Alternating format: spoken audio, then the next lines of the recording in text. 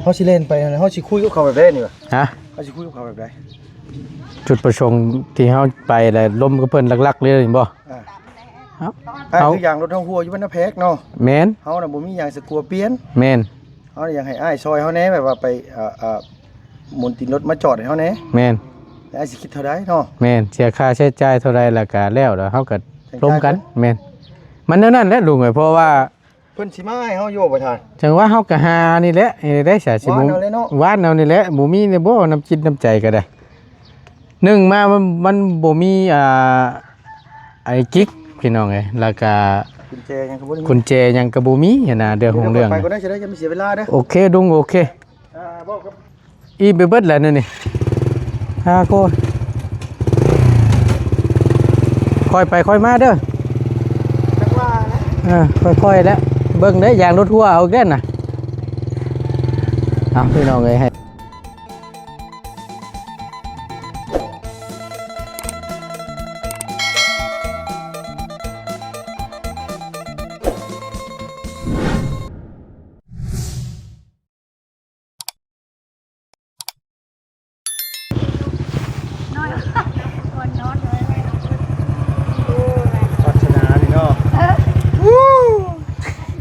พี่น้องเลยฮาโคเมฆเนาะมาพอดีเลยมายืมในรถนะมาพี่น้องเอ้ยเนาะเปิดคลิปมาในคลิปเบาตูนนี่ก็พร้อมกับภาพที่บ่งามหูงามตาปานใดเนาะก็คือจังซี่พี่น้องทั้งเบาตูนและลุงเฮิมเข้ามาหาทางน้องเบิ้ลเพิ่นเข้ามาเยี่ยมยามตามข้าวนี่แหละอยู่บ้านหน้าแพกพี่ก็บ่ได้มาโดนเติบแล้วเนาะมื้อนี้ก็ได้ถือโอกาสเข้ามาเยี่ยมยามตามข้าวมาฮอดผัดภาวะอย่างรถคั่วพี่น้องบ่ฮู้ว่าไปเหยียบหยังมันหักไม่อยู่ในประการเลยฮะพร้อมหาอยู่หากแต่ว่ามันเกิดคือสิเวียบแวบไว้เท่มันไปแท่งหยังบ่ค่อยคันว่ามันปาดแถวนี้นี่เฮาต้องเห็นนะต้องซื้อไม้อย่างเดียวเด้อคันเดี๋ยวนี้น่ะเนี่ยมันห้อยมันนี่น่ะห้อยอยู่หักยันแต่ว่าบ่ว่าเห็นว่าก็ได้โดยพี่น้องเด้อเขาสิเล่นไปนะเขาสิคุยกับเขาแบบนี้วะฮะเขาสิคุยกับเขาแบบไหนจุดประสงค์ที่เฮาไปแหละล้มกับเพิ่นลักๆเลยบ่เขาคืออย่างรถท้องหัวอยู่บนหน้าแพกเนาะแม่นเขาน่ะบ่มีอย่างสกลัวเปลี่ยนแม่นเขาอยากให้อ้ายซอยเขาแน่แบบว่าไปหมุนติดรถมาจอดให้เขาแน่แม่นอ้ายสิคิดเท่าใดเนาะแม่นเสียค่าใช้จ่ายเท่าไรแล้วก็แล้วเฮาก็ร่วมกันแม่นมันนั่นแหละลุงเพราะว่าเพิ่นสิมาให้เฮาโยประธานจังว่าเฮาก็หานี่แหละได้ซะสิบ่หวานเอานี่แหละบ่มีนี่บ่น้ำจิตน้ำใจก็ได้หนึ่งมามันบ่มีไอ้กิ๊กพี่น้องเอ้ยแล้วก็กุญแจยังก็บ่มีกุญแจยังก็บ่มีหั่นน่ะเรื่องของเรื่องไปก็ได้จะได้จะไม่เสียเวลาเด้อโอเคลุงโอเคบอกกับผู้ใดโดยเพิ่นว่าอย่าเบิ้ลผู้เด้อโดยแต่งข้าวแต่งน้ำให้กินแน่อย่าบ่กินอะไรกับคือสิบ่อยากอย่างเด้อตอนนี้เนาะอีไปเบิดแล้วนี่ฮาโคค่อยไปค่อยมาเด้อจักว่านะค่อยๆแล้วเบิ่งได้อย่างรถทัวร์เอาแก่นน่ะพี่น้องเอ้ยให้ทางลุงเฮิมเพิ่นกำลังออกไปหาห้านซ่อมแปลงหรือว่าห้านปะยางรถนี่แหละหรือว่าเปลี่ยนอะไรยางรถใหญ่เนาะทางลุงเฮิมเข้ามาร่วมกับทางอีหลาเบิ้ลเพิ่นบ่พอ8นาทีพี่น้องเอ้ยหันมาอีกทีนี้ว่ายางเหี่ยวเกี่ยวเตี้ยวเลยทางลุงเฮิมกับบ่มียางสะกัวแล้วก็บ่มีกิ๊กน้ำแน่พอได้หันได้หมุนก็ได้เนาะวันนี้เฮาจำเป็นต้องได้อาศัยพุ่นละทั้งห้านซ่อมแปลงหรือว่าทั้งไอ้สร้างเพิ่นพุ่นละคำเพิ่นให้ควบหัวมือก็โชคดีไปพี่น้องถ้าว่าเพิ่นบ่มาเฮ็ดจังได๋ก็บ่มานี่ก็ขมังโดดตัวนี้เนาะโอ้ยบาดเพิ่นสิเป็นจักบ่ฮู้ว่าสิเหยียบหยังแน่พี่น้องเอ้ยเนาะพี่น้องเอ้ยก่อนอื่นกราบสบายดีและสวัสดีเด้อพี่น้องสบายดีเบิดสุขุสุคนพบเจอกันกับเบาตูนในคลิปนี้เนาะกะบดีปานใดเนาะ ยางรถทั่วพี่น้องไปใส่มาใส่ก็ยากบูว่าสิแล้วจังมุงจังย่ามแหละนี่ก็ได้มีแต่ว่าถ้ารุ่นเบิ่งพี่น้องไงว่าลุงเฮิมแล้วนั่นออกไปคุยกับช่างเพิ่นไอ้ช่างเพิ่นสิว่าจังใดเนาะถ้าว่าเพิ่นมาก็สาธุเด้อพี่น้องเอ้ยเนาะเสียค่าเวลาเพิ่นเท่าไรเฮาก็บ่เอียงบ่ตีดอกตัวนี้ขอแต่ว่าเพิ่นมาณตอนนี้หั่นน่ะพี่น้องนี่แอดแลดอยู่โอ้ย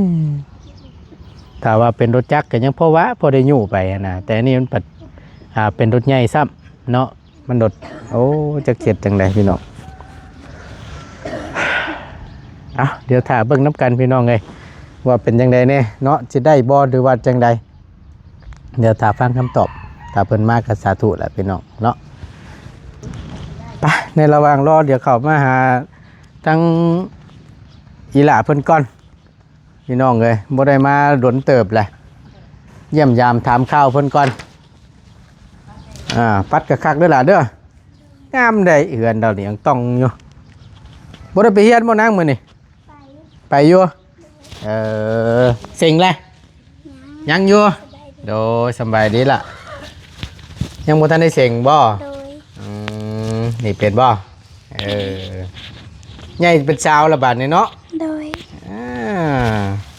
มื้อใดเพิ่นเสิ่งนางวันพฤหัสนาวันพฤหัสมื้อนี้วันหยังมื้อนี้มื้อนี้วันอังคารวันอังคารเนาะว่าไงก็พฤหัสสิฮอดนี่บ่แม่นโดยเป็นพฤหัสหน้าโดยก็เอาง่ายๆก็คืออาทิตย์หน้าเนาะเพิ่นเซ็งแล้วเลยแม่นพักโดยปิดเทอมเลยบาดนี้โดยเปิดอีกเทื่อนึงก็แม่นพุ่นแล้วเนาะโดยเจ้าเฮียนโนดปออะไรล่ะปอ4โดยปีหน้านี่ปอหาเนาะทำได้ขึ้นเนาะมั่นใจอยู่บ่ว่าสิได้ขึ้นมั่นใจ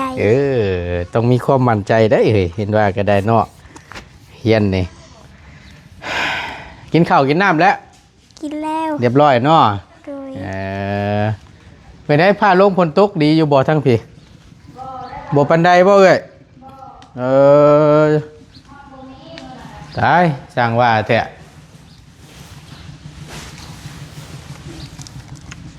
บ่ได้หัวแล้วบ้านหลังคานี่ใครอยู่สั่นคำว่านั่นน่ะเนาะสบายเด้อมาแต่ทางใดเมื่อกี้นี่มาแต่พาไปเบิ่งหมูฮะมาแต่พาหมูไปเบิ่งหมูน้อยมาเลี้ยงไปเบิ่งหมูโดยแล้วก็พาหมูไปเอาเงินอยู่โรงเรียนว่าสิเลี้ยงหมูบ่นบ่เพิ่นหลังหน้าเพิ่นสิเลี้ยงให้น้องเบิ่นเด้ชื่อยาหมูพาไปเบิ่งหมูตัวนึง600,000หมูน้อยเลยใหญ่ซำใดเอ้ยยังบ่ทันใหญ่นะยังไปกินหาหมักไปจำเงินไว้มันใหญ่เลยยังไปเอาตัวหนึ่ง600,000โดยข้าวว่ามันเดียห้ามได้เพื่อนจะเอามาเนาะโดยใหญ่เพื่อนมันเดียห้ามได้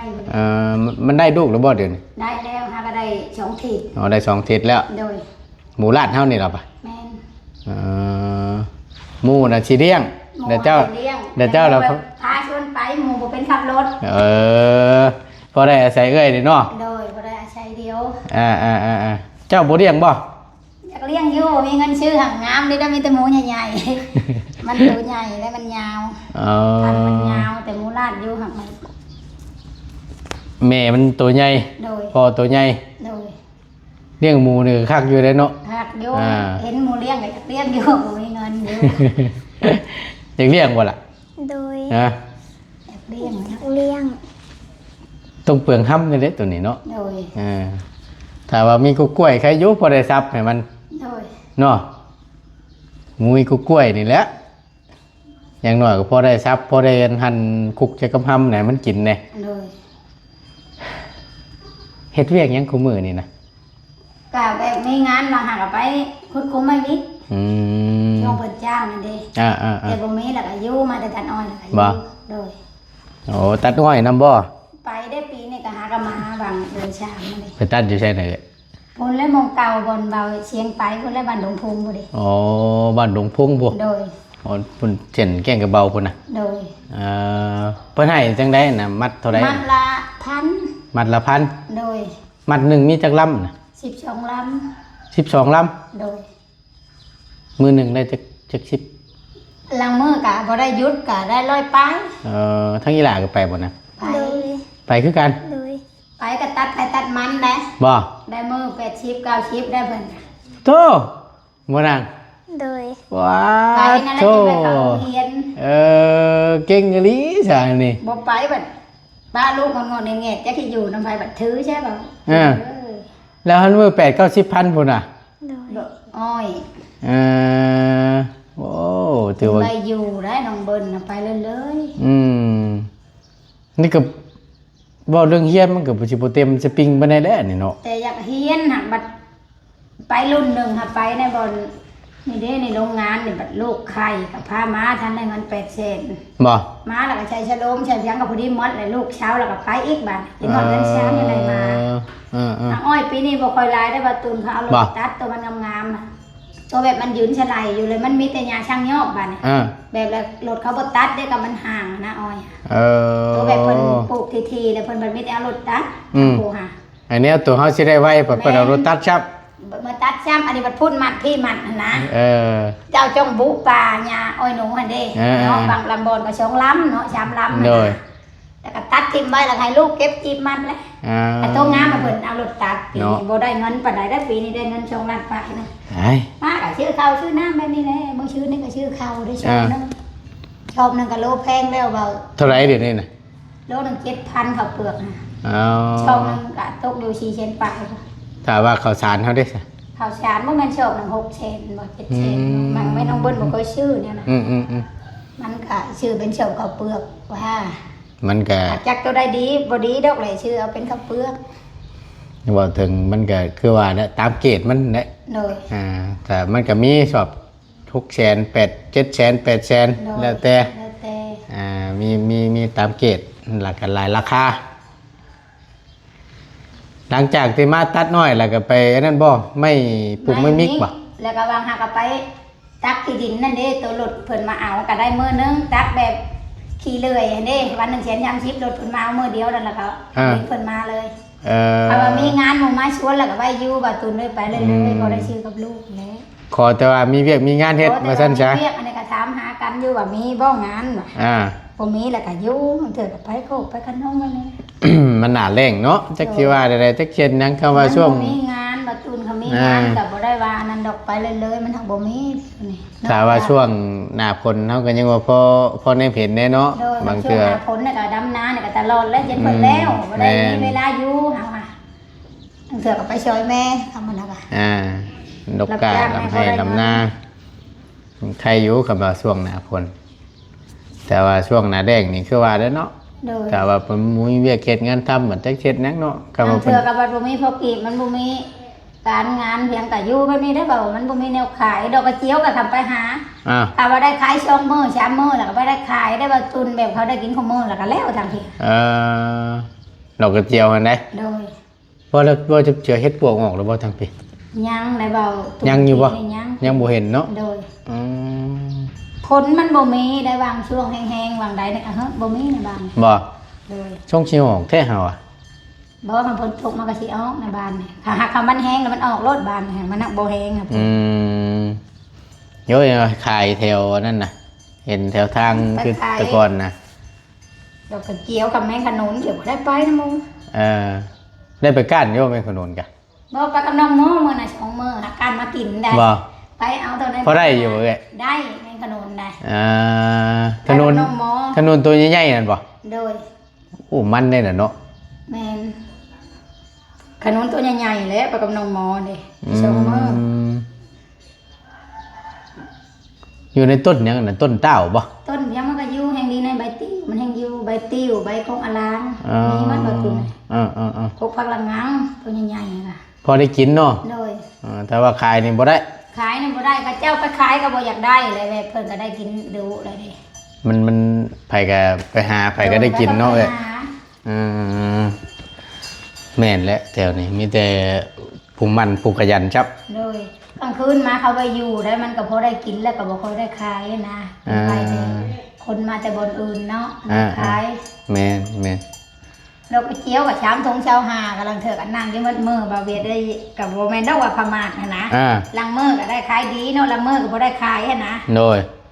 ไปลังเถอะกับหาก็มากินแนวนี้แหละมันการค้าการขายเนาะโดยเมื่อใดเฮงเนี่ยก็เบิดไว้เมื่อใดบ่ขายบ่ค่อยดีเลยก็จนค่ำบ่นั้นเนาะโดยค่ำแล้วก็พาเดี๋ยวเก็บมาเมื่อใดบ่ได้ขายลังมือกับผู้ลังคนกับบ่ได้พกกีบกับมีแล้วก็มายากอยู่คำว่านั้นนะยากแถวนี้หางานหาการน้ำบ้านอื่นเจอพอได้นั่นแหละจังว่ามื้อนี้แวะเข้ามาเยี่ยมยามทำข้าวก็เจ้ามากก็ช่วยครับมาชดในใจว่าสุนจังว่าบ่ฮู้ว่าเหยียบอยู่ไสเอ้ยเอ้ามานี่ก็เข้ามาทางผู้บ่ลืมมาทางนี้โดยมารถจอดรถบ่ได้พอฮอด10นาทีโดยทางลุงเฮิมมาหาทางอีหล่าเพิ่นว่าพ่อนึงเงินบังคับเพิ่นว่าระบ้ายางรถเจ้าแบนแล้วว่าซั่นไปเบิ่งเอาเฮ็ดได้บาทนี่ว่าเอาพี่น้องก็เบิ่งน้ำกันแล้ววันนี้บ่ฮู้ว่าสิได้บ่หรือว่าจังได๋ทางลุงเฮิมออกไปอยู่ห้านเบียดนี่เพิ่นปัดบ่นั่นเนาะโดยเพิ่นบ่นั่นได้เพิ่นบ่รับเปลี่ยนยางรถใหญ่บ่มีแต่รถไทยเนาะแต่รถทีบนี่ก็เพิ่นบ่ค่อยจอดคำชอดก็มีแต่ใส่ใหม่รถจักรคือกันแต่เพิ่นมีแต่อันนั้นรถคำว่าอยู่แหละเพิ่นเอาเฮานี่บ่แม่น้องเบิ่นเอาไผเนี่ยเพิ่นบ่อยู่มื้อนี้ถ้าเพิ่นอยู่เพิ่นเฮ็ดให้เพราะว่าทั้งลุงเฮิมกับบ่มีกิ๊กโดยบ่มีกิ๊กแล้วก็บ่มีกุญแจนำแน่โดยถ้าว่ามีกิ๊กเลยมีกุญแจเฮายังว่าพอได้หันตีนมันนี่ใช้รถออกไปเปลี่ยนก็ได้อยู่แต่นี่สิออกไปหาเพิ่นได้นี่ไปเว้านำกับเจ้าของช่างแม่นแหละสิหาเฮือหาแห้งเพิ่นแหละหากิ๊กนำเพิ่นหากุญแจหาแห้งเพิ่นให้เพิ่นมาหันให้นี่แล้วให้เพิ่นแล้วเมื่อจอดแล้วมาเปลี่ยนให้ไม้เบ็ดเช็ดแล้วก็จ่ายค่าเฮือค่าแห้งให้เพิ่นสิเอานำเท่าไหร่หั่นน่ะแต่ปัญหาเพิ่นสิให้ควบมือบ่นะเรื่องของเรื่องนะขับเพิ่นมาก็สาธุเอ้ยขับเพิ่นบ่มานี่ก็มันจะได้นั่งกันอยู่นี่แหละมันบ่มีอันนั้นจังแม่นยากเลยพี่น้องถ้าว่ารถจักรยังพอไขพอได้อยู่ไปแน่มันหัวก็ได้อันนี้รถใหญ่ซับ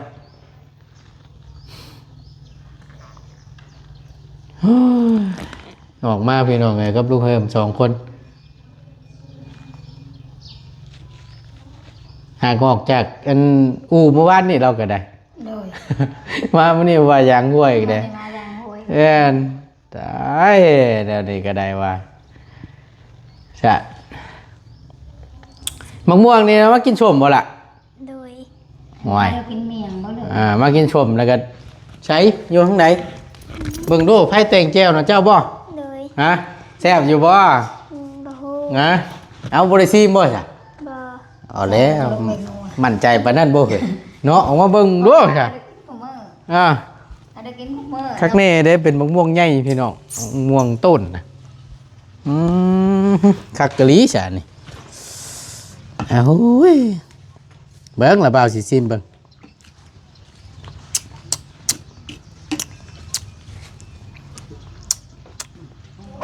จางเกลือเดี๋ยวเกลือมาใส่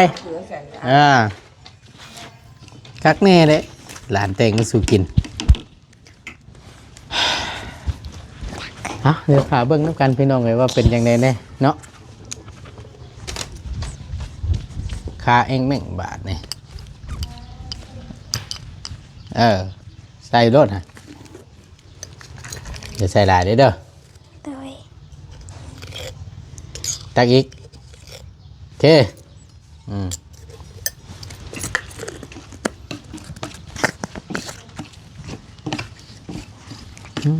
มีตัวปลาซิวบาทนี่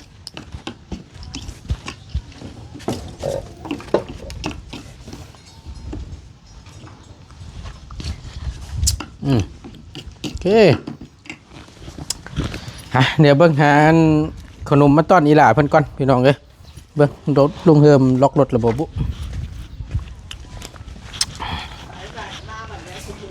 เนาะตู้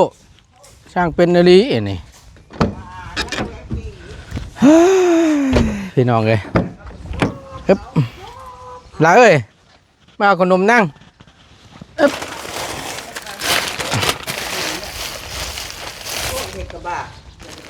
อึ๊บ